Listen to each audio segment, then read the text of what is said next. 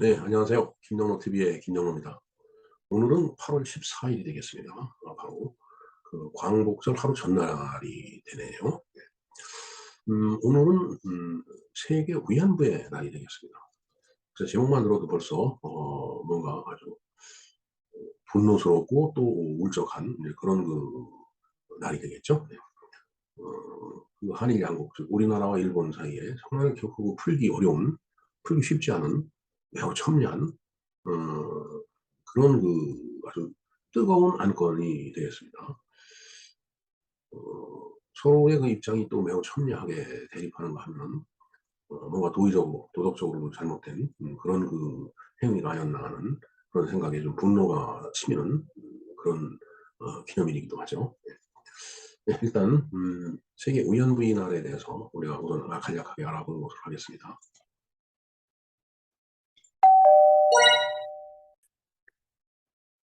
네, 세계 위안부의 날에 대해서 한번 알아보도록 하겠습니다. 세계 위안부의 날을 한마디로 요약한다면 일본군 위안부 피해자를 기리는 날이다. 이것은 참 이제 슬펐던 우리의 어, 과거, 그러니까 나라의 주권을 넘겨주고서 그들의 가렴주구 속에서 살았던, 압박과 소름 속에서 살았던 이제 그 시간 내에 일어났던 그런 사건들이라고 보면 되겠습니다. 태평양 전쟁이, 저들이 얘기하는 대동아 전쟁이 이제 그 절정에 이제 다르던 때죠. 그때는 정말 일본 입장에서 나가 전쟁을 하려고 하다 보니까 이제 병력도 부족하고 물자도 부족하고 그러니까 이제 우리나라 이제 젊은이들을 전쟁에 이제 투입을 했죠. 그리고 우리가 아는 바로, 우리가 들은 바로는 뭐 조선 백성들이 그 가정에 있던 노쇠 그릇까지 다 징발을 해갖고 그걸 갖고서 이제 총알을 만들고 그런 험악한 시절이 이제 있었다라고 이제 우리는 배웠습니다. 근데 그런 와중에 아, 그 전쟁을 치르는 이제 병력들, 이제 군사 병력들이 이제 어떤 성적인 욕구, 그것을 이제 해소시켜주기 위해서 이제 어, 그걸 해소시켜주는 방안으로 이제 생각을 해낸 것들이 바로 이런 이제 위안부라는 그런 음, 참 참 말하기도 좀 남사스러운 그런 어떤 전쟁 종사자들을 만들어냈던 거죠. 쉽게 얘기해서. 그러니까 여성이 사실 엄청난 피해를 본 겁니다. 물론 위안부는 뭐 우리나라 조선 여성들만 그랬던 건 아니에요. 뭐 중국도 있고 동남아도 있고 심지어는 저기 유럽 여자들도 여성들도 위안부로 이제 가서 그 험한 험한 고초를 치르고 그랬는데 대부분 이제 이쪽 동양 여성들, 특히 이제 우리나라 여성들이 많이 있었다라는 게 이제 정말 그냥 듣고 넘기기 힘들고 참기 어려운 그런 부분이다라는 그런 얘기가 되겠습니다. 지금 소녀상 그림이 나와 있네요. 지금 이 소녀상이 털모자를 쓰고 목도리를 한 것을 보니까 겨울이었던 것 같습니다. 이 사진을 찍은 때가. 소녀상을 지켜주세요. 왜냐면 소녀상을 철거한다라는 그런 이제 이야기들, 그다음에 철거를 해달라고 이제 일본 쪽에서 계속 요구를 하고 있죠. 이제 그걸 철거하지 못하게끔 지키기 위해서 말해 소녀상을 지켜주세요라는 이런 피켓을 들고 이제 시위를 하는 그런 장면이 바로 이 사진의 내용이 되겠습니다. 자, 그래서 세계 위안부의 날은 8월 14일입니다. 8월 15일이 무슨 날이냐면은 우리 광복절이죠. 광복, 빛을 다시 찾은 날이에요. 그래서 이제 8월 14일을 그런 의미에서 이제 이 위안부의 날로 정했는지는 그건 모르겠는데 하여튼 하루 전이 되겠습니다. 우리 광복절의 하루 전날. 다시 한번 이 위안부의 날을 한번 한마디로 정리를 해보겠습니다. 일본군 위안부의 피해 사실과 관련된 문제를 국내외로 알리고 피해자의 존엄과 명예를 회복하고 기리기 위해 제정된 기념일이다. 그런 얘기가 되겠습니다. 자, 그래서 이제 다음 백과에 있는 내용을 한번 살펴볼까요? 네. 세계 위안부의 날, International Memorial Day for the Comfort Woman. 이게 이제 컴포트라는 게 이제 안락하게 해주다 이제 그런 뜻이죠. 우먼, 그러니까 이제 그런 역할을 하는 이제 여성을 얘기한 거예요. 그걸 이제 우리말로 이제 번역하기 이제 위안부라고 이렇게 번역을 한 겁니다. 자, 그래서 이제 여러 가지 그 이제 표현되는 말이 있는데 세계 일본군 위안부 기림일, 일본군 위안부 피해자 기림이 날, 그다음에 일본군 위안부 피해자 기림이 날. 뭐 그렇게 그 이제 세 가지 그 이제 용어로 다 이렇게 그 이제 부르고 있는 거죠. 예. 글쎄요, 요 두 번째하고 세 번째하고는 그 이제 글자는 똑같은데 이 위안부에 이제 따옴표가 있느냐 없느냐 이제 그 차이가 이제 되겠습니다. 자, 요약은 뭐 아까 보신 거나 다름없으니까 설명 한번 보도록 하겠습니다. 세계 각지에 있는 일본군 위안부 피해자를 기리기 위한 날이다. 세계 일본군 위안부 기림이라고 한다. 2012년 한국 정신대 문제대책협의회 정대협. 옛날에는 이제 위안부라고 하는 건 정신대라고 얘기를 했었습니다. 하여튼 그 정대협이 타이베이에서 열린 제11차 일본군 위안부 문제 해결을 위한 아시아 연대 회의에서 매년 8월 14일을 세계 위안부의 날로 제정을 했다. 네. 그러니까 이것은 뭐, 그 일본군 위안부 문제 해결을 위한 아시아 연대 회의에서 이제 정해진 거네요. 그래서 8월 14일은 1991년 김학순 할머니는 1924년에 나서 1997년에 이제 돌아가셨네요. 예, 24년이면은 참 그야말로 일제히 하늘에서 어머니 뱃속에서 이 세상에 나오니까 하늘이 보였는데 그게 이제 일제의 하늘이었습니다. 그러니까 저 할머니가 선택하고 싶어서 그 이런 그 그러니까 식민지의 하늘을 선택한 건 아니에요. 참 그러니까 이게 참 문제입니다. 저 시대에 태어난 사람들. 그러니까 저런 피해를 고스란히 받을 수는 이제 없었던 거죠. 그 할머니가 일본군 위안부 생존자 중 최초로 기자회견을 통해 피해 사실을 증언한 날이다. 사실 그 이전에도 뭐 이런 얘기들이 많이 있었을 거라고 생각이 됩니다. 하지만은 어떤 그 우리의 관념상 굉장히 그 부끄러운 일이죠.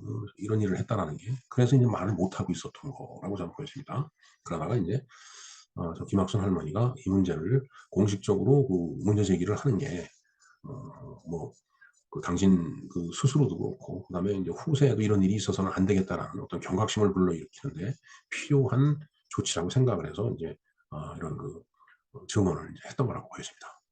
김학순 할머니는 위안부 제도에 관한 책임을 부정하는 일본 정부의 주장에 반박하며 일본군의 만행을 고발했다. 이를 계기로 국내 일본군 위안부 생존자들의 피해 증언이 이어졌으며 일본군 위안부 문제가 본격적으로 알려지게 되었다. 김학순 할머니는 1991년 12월 일본 도쿄 지방법원에 출석해 피해 사실을 증언하기도 했으며 여생을 위안부 문제를 국제사회 문제로 확대하는 여성 운동가로서 활동을 했다. 네. 이 그림은 이제 조금 전에 본 그림과 이제 동일한 겁니다. 서울 종로구 일본 대사관 앞 평화의 소녀상 옆에서 한 시민이 소녀상 이전을 반대하는 피켓 시위를 하고 있다. 예, 피켓을 들고 있는 시위 그 이제 시민이 있네요. 자, 1992년 1월 8일 수요일에는 미야자와 기이치 당시 일본 총리 방한을 계기로 위안부 할머니들과 시민단체가 종로에 있는 일본 대사관 앞에서 일본의 사과를 요구하는 집회를 열었다. 그때부터 일본군 위안부 문제 해결을 위한 정기 수요 시위, 줄여서 수요 시위네요. 한 주도 거르지 않고 매주 수요일에 열리고 있다. 지난 2016년 10월 26일은 제 1254차 수요 시위가 열렸다. 예, 1254면 1년이 55주니까 상당히 오랜 기간 이제 그 10년 넘게 10년이 뭐예요, 진짜? 20년 넘게 이 수요 집회가 이렇게 지속이 됐네요. 자, 아시아연대회의라는 게 이제 아까 있었는데 그 아시아연대회의를 한번 볼까요? 한국 정신대 문제 대책협의회가 1992년에 발족한 국제연대 네트워크다. 정식 명칭은 일본군 위안부 문제 해결을 위한 아시아연대회의로 아시아 각지 전시 성폭력 피해자들과 활동가들이 국제적 연대를 통해 일본군 위안부 문제를 해결하는 것이 목적이다. 2016년 5월 18일부터 20일까지 서울 종로에서 제14차 회의가 열렸다. 이 기사 자체가 6, 7년 전에 이제 작성이 된 듯한 그 기사입니다. 지금 보니까 2016년 그 얘기가 이제 나오고 있기 때문에 이제 그때부터도 이제 많은 시간이 지났으니까 그 이후에 더 많은 일들이 그 진행이 됐을 거라고 이제 보여집니다. 네, 뭐 어쨌든 이제 이 세계 위안부의 날 정말 어떻게 보면은 굉장히 그 비인간적인 그런 그 이제 전쟁 행위였다라고 이제 생각을 할 수 있죠. 일단 자료를 통해서 세계 위안부의 날에 대해서 이상과 같이 알아봤습니다.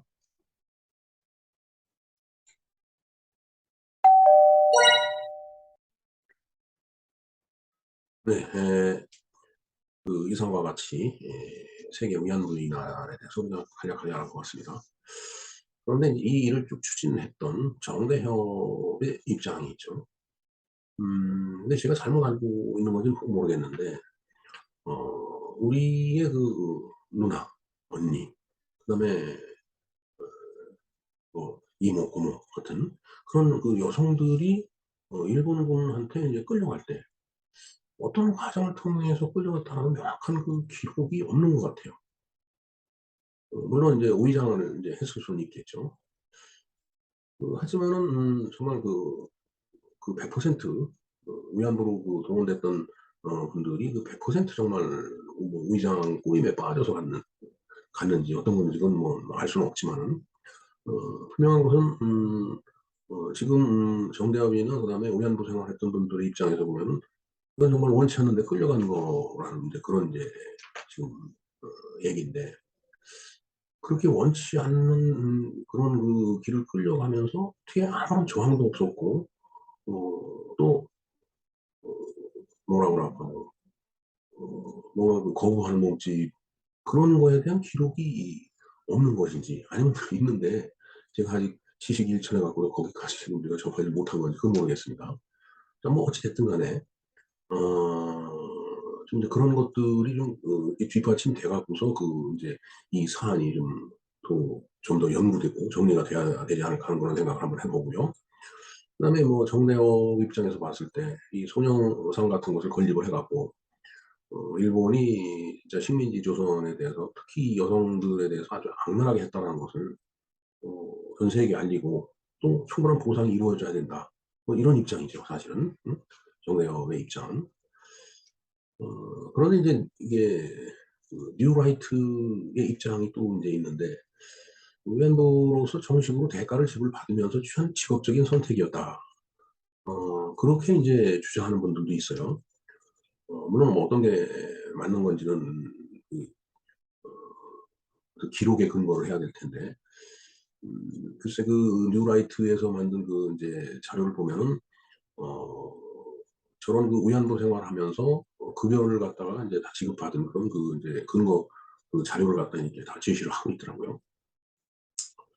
어 근데 하지만은 물론 뭐 뉴라이트 입장에 대해서 제가 그 무슨 완벽한 그런 어떤 자료를 갖고 반박을 하는 건 아니지만은 우리 그 산업화 시기에 진짜 시골 처녀들이 그 무작정 상경을 많이 했죠. 서울을 동경하고 서울 가면 큰 뭐 돈이라도 벌을 수 있을 것 같고 뭐 이런 그 생각에 무작정 상경을 한 처녀들이 많이 있었습니다. 개나리 고찜을 싸 갖고서 인제 서울로 온 거죠. 근데 인제 서울역에서 딱 내려서 보면은 정말 그 서울의 어떤 그 큰 대도시의 위용이라고 할까? 또 수많은 사람들 또 차량 뭐 이런 거에 압도돼 갖고 정말 했던 것보다 더 뭔가 음 거대한 그 어떤 그 몸집으로 이렇게 다가오는 그 서울이라는 그 존재. 거기서 사실은 서울역에 내리는 그 시골 처녀들은 이제 우왕좌왕하게 되죠. 이제 당황하게 되고. 그럴 때 인제 그 옆에 가서 인제 그 처녀들을 꼬여 갖고 사창가에 팔아넘기는 그런 아주 나쁜 악덕 그 포주들이 많이 있었어요. 음. 물론 그렇게 포주에 의해서 인제 그 위안부 생활을 하면서 그 사람들도 또 뭐 기록에 보면은 월급을 다 받은 걸로 나와 있겠죠. 예. 어떤 형태든 그런 그 자료가 이제 남아 있을 거라고 보여지는데 급여를 받았다라고 해서 그런 그 위안부가 되는 어떤 그 과정이라고 할까? 그런 거에 대한 그 도덕성이 용서받을 수는 없다라는 게 이제 제 생각이 되겠습니다. 사실 그런 일이었다라면은 그 당시 식민조선의 그 오빠나 아버지, 어머니들이 자기 딸을 그렇게 보냈겠어요? 자기 여동생을 그렇게 보냈겠어요? 실제로 그렇게 인제 보내지는 않았을 거란 얘기죠. 그러면은 그러한 인력을 동원하기 위해서 일제가 마치 그 인제 '직업적인 일이다.'라는 이런 식으로 뭐 꼬임에 의해서 인제 본인들도 속고서 이렇게 간 경우가 상당히 많이 있었을 텐데 그렇게 인제 생각을 하다가 보면은 급여를 주었다라고 해서 어떤 그 도덕적인 야만성이 면제받을 수는 없는 일이다라는 게 이제 제 생각입니다. 정말 참 이게 양국 간에 풀기 어려운 그런 이제 문제인 것만은 그 이제 확실합니다.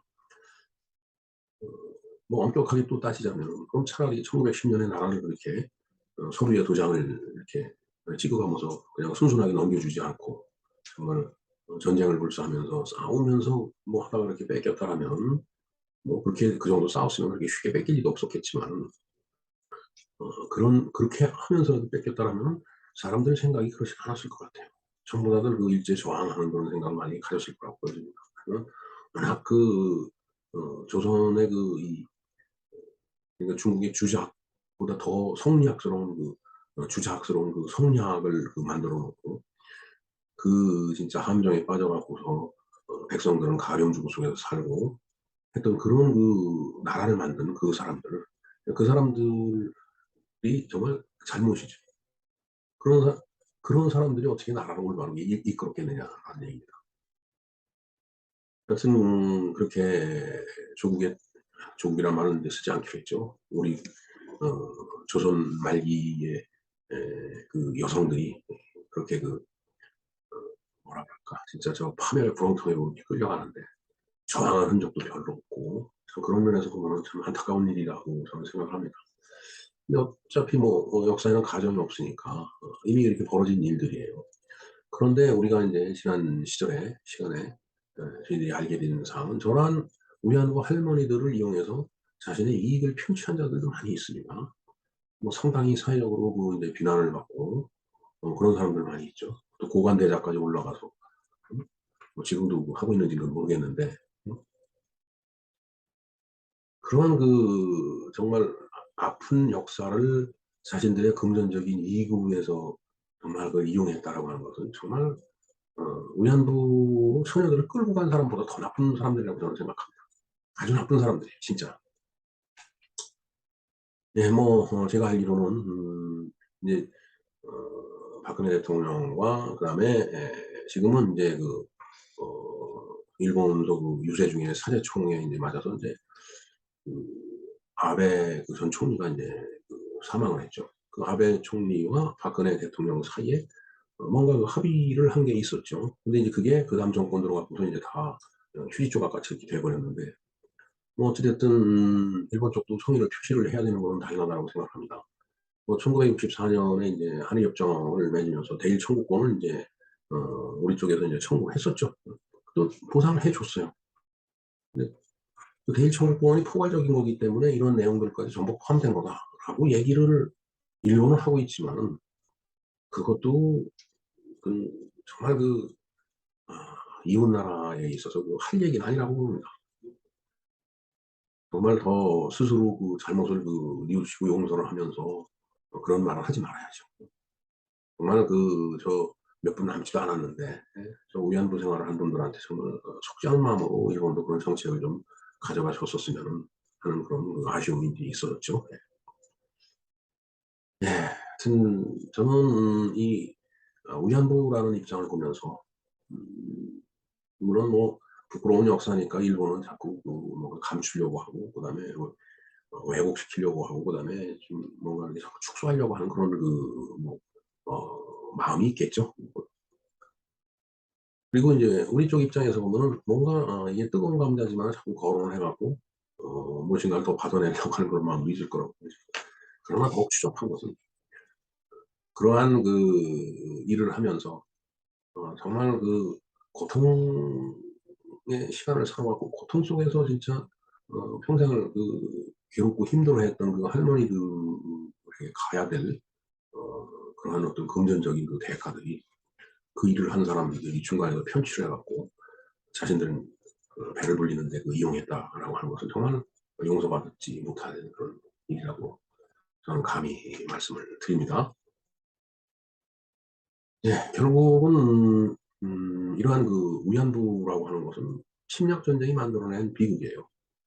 이 결국은 우리가 침략을 당했기 때문에 이런 가슴 아픈 역사를 우리 가슴에 이렇게 기록을 하고도 인제 살아야 되는 거거든요. 또다시 인제 우리 후세가 이런 일에 이런 일을 겪지 말라라는 보장이 없어야 되겠죠. 그러기 위해서는 어떻게 해야 될까요? 바로 국력을 길러야 되는 겁니다. 가해자였던 일본도 다시는 이런 비인도적이고 비윤리적인 행위를 하지 않을 것을 세계 역사 앞에 사죄를 해야 되는 것은 뭐 마땅한 일이고, 그다음에 우리 스스로도 이러한 일을 다시 겪지 않으려면 정말 나라를 부강하게 하고 튼튼하게, 어느 누가 와서 무력을 행사한다고 하더라도 그거에 구하지 않고 맞서 싸울 수 있는 그런 힘을 길러야 된다는 얘기입니다. 정말 조선이 망해가는 그 과정을 보면은 이건 나라도 아니었다고 봅니다, 진짜. 네, 어찌됐든 세계 우연보비의 날을 맞이해서 정말 그 이제 비참했던 우리의 역사, 그 역사를 다시 한번 반성을 하고 그 역사의 수레바퀴 밑에서 치여서 이런 위안부 생활을 했던 그런 우리의 누나 언니, 이모, 고모, 그리고 할머니, 정말 어머니 같은 그런 분들이 이제 뭐 다 돌아가시고 몇 분 안 남으셨잖아요. 진짜 남은 여생 편안하게 사실 수 있게끔 뭔가 경제적으로도 지원을 하고, 그다음에 정신적으로도 편안하게 해 드려야죠. 뭐 사시면 얼마나 더 사시겠어요? 그리고 그런 분들을 이용해 갖고 자기 이익을 편취한 자들을 정말 반성하고, 어 혹시 그동안 안에 가져가서 남은 거 있으면은 모두 다 국가에 헌납해 하는 것이 인간으로서의 도리다라는 말씀을 드리고 싶습니다. 예, 참 세계 위안부의 날 정말 그 생각하기도 정말 싫고, 정말 곱씹을수록 화가 나는 일이지만 그래도 역사는 역사죠. 아무리 역사에 분치라도 역사는 그냥 저 앞 시간대에 그냥 서 있는 것뿐이거든요. 그래서 역사를 잘 만들어야 됩니다. 네, 다시 한번 위안부로서 생활을 해야만 했던 우리의 할머니들께 진심으로 위로의 말씀을 드리고, 그러한 나라를 만들었던 우리의 앞에 세대에게 정말 그 따끔한 질책을 뭐 지금이지만 보내면서 앞으로 다시 그러한 비참하고 힘없는 나라를 우리가 만들어서는 안 되겠다라는 그런 말씀을 드리면서 오늘 방송을 마치겠습니다. 네, 김정로 TV의 김정로였습니다. 감사합니다.